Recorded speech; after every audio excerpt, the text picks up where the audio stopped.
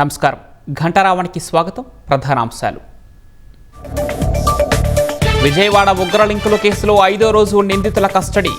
వివిధ కోణాల్లో ప్రశ్నిస్తున్న ఇంటెలిజెన్స్ అధికారులు.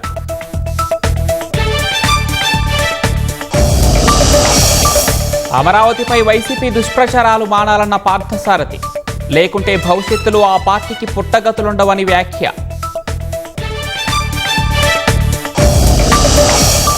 ప్రతి నియోజకవర్గంలో 2000 చొప్పున సూర్యఘర్ కనెక్షన్లే లక్ష్యం.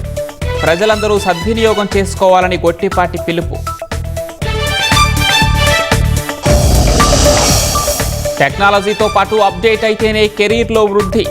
మార్పును అందిపుచ్చుకోవాలన్న ఏపీడీటీఐ చైర్మన్ శ్రీధర్.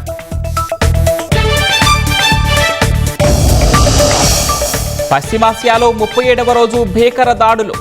140 హెజ్బుల్లా ఉగ్రవాద స్థావరాలు ధ్వంసం.